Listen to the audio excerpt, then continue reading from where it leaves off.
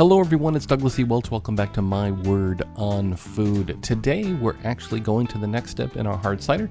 You can see in the pictures there that the fermentation is completed. There was just a few bubbles coming up, and so we're pretty much converted all the sugar in the apple juice into alcohol.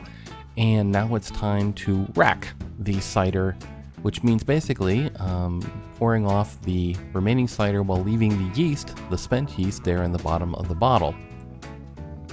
Once that's done, we're going to rinse out the bottle of all the spent yeast and return the cider to the bottle for fining, or a clarification process, which I'll show you in just a moment.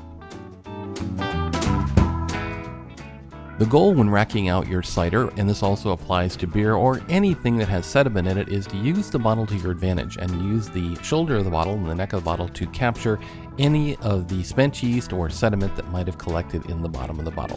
You'll have to leave a little bit of your cider in the bottle, but it's not enough to even be too worried about.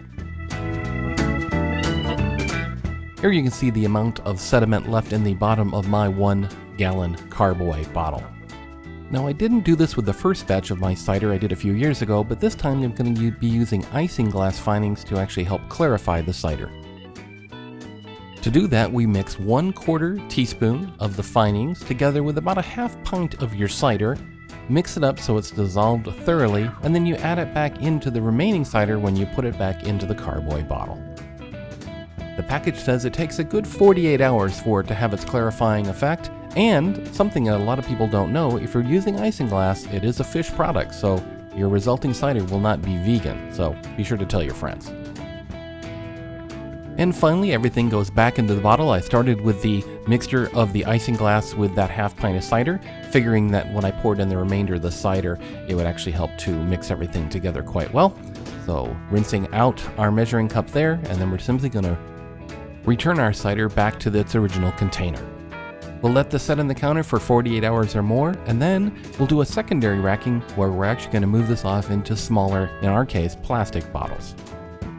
So that's it for this edition of My Word on Food. For more information on My Word as well as everything else that I do, you can visit the website douglasewelch.com.